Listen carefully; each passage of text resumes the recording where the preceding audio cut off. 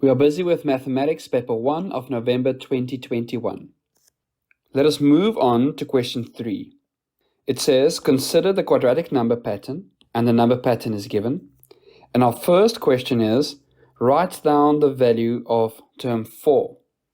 So if I study the number pattern, I see that the difference between the first and second term is 23.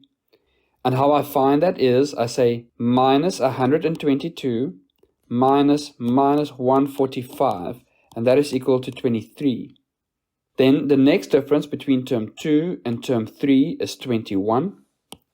So if we continue with that pattern, we can see that the next difference between 19, and if I add 19 to minus 101, I find minus 82. So term 4 is equal to minus 82. Question 3.2. Show that the general term of this number pattern is given by this equation. So we already have the number pattern and the first differences. And for a quadratic number pattern, we know that we have a constant second difference. So the constant difference between the first differences is -2.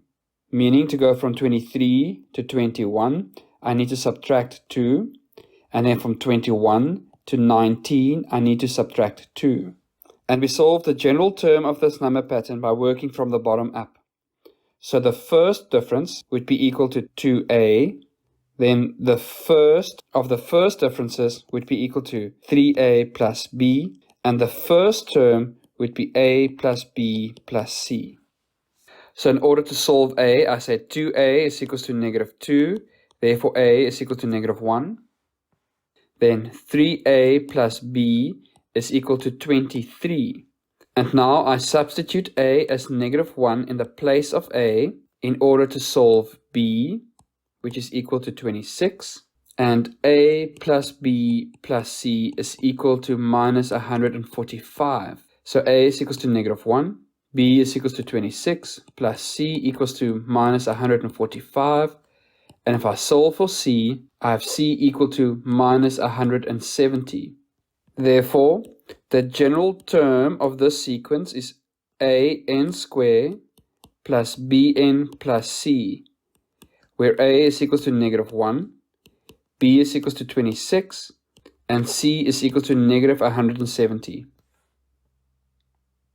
Question 3.3. Between which two terms of the quadratic number pattern will there be a difference of -121? Now, there are various ways in solving this, but I would like to focus on the first differences, because the question says, between which two terms is there a difference of -121? So this first differences represents the difference between terms, and we want to figure out where is that difference equal to -121. So what it means is that I will ignore the quadratic number pattern and create a new pattern with the first differences. And because it's a constant difference between terms, we know that this is an arithmetic sequence. And the general term of a linear sequence is Tn equals to a plus n minus 1 d. And we want to find the position where the difference between terms is -121, or the position of the term which is equal to -121. The a value now is the first difference, so that is 23. We don't know n, and the difference between terms is -2. So if I multiply out, I have -121 minus 2n plus 25.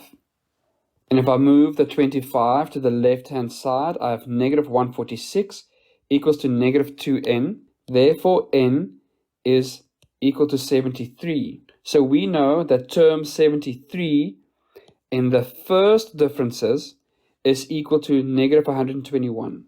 But the question says, between which two terms of the quadratic number pattern will this difference be?